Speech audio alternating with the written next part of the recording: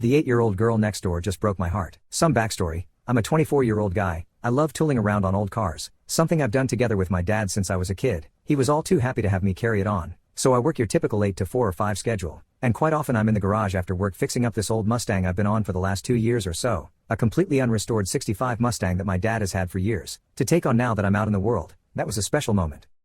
So one day, I started leaving the garage door open, and it's to the front so pretty much everyone can see what I'm doing. People stop by, chat, say hello. It's great. I always love to chat it up, especially older folks that are happy to see a young guy getting his hands dirty working hard on a classic. So about a year ago during the summer, the neighbor's mom asked if I could look after their little girl Rachel, a quiet little girl that always seemed well behaved. I didn't mind, but I said I'm really committed to working on this car. If you feel good enough to let her over here while I'm working on the car, not a problem.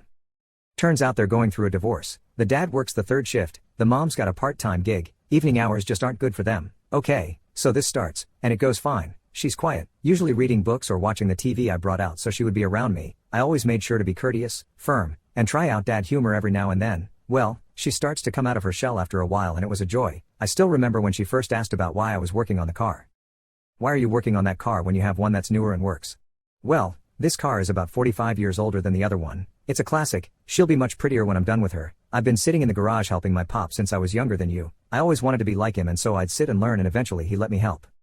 She says, "Oh, whenever I see dad he's always sleeping." And I reply with, "Well, he's working hard to provide for you. He's working a tough job." She just kind of was quiet after that, but after 2 or 3 months, she started being cheerful when she came over, always asking questions about what I was doing specifically, this part and that, why it needed to be done, what made it work. I was glad to impart knowledge. I think everyone likes teaching a bit, especially something you're passionate about. I started teaching her about tools, how to recognize which ones you need, what they can do on a car or around the house. She started to light up. I got the sense that besides school, she didn't have much of a parental figure, or anyone to teach her anything about life, or anything. One time my dad visited in his '66 GT convertible, and I took her for a ride in it. I'll always remember how she smiled, saying, "Is this what yours is going to be like?" "Should be, but mine's a coupe so it won't be quite as nice." "No, yours will be much better, 'cause we've been doing it." My chin started to wobble and I just smiled and said, "You're right, it will be." She'd really started to grow on me. I mean, it would be impossible not to let her into your heart. A bright-eyed smart little girl that just soaks up everything you teach her, wants to learn, and looks up to you like that. It made me sad, because the times I saw her parents interact they were always snide or yelling at each other. When they were around that is, this spring I started noticing the mother leaving without a uniform, sometimes dressed to go out. I came to the conclusion she quit or wasn't working, but still taking advantage of me babysitting, which I didn't mind in the slightest. Sometimes Rachel would be quiet more when she came over, but I always waited until she would open up. She'd let out tidbits like, "Mommy woke me up late at night, she was acting funny," or, "She came home with someone that wasn't daddy," or the like. It would pierce my heart, but I didn't know what to do except keep being a safe harbor for her of sorts. She started hugging me more often, squeezing me as hard as she could. I'd always get a lump in my throat.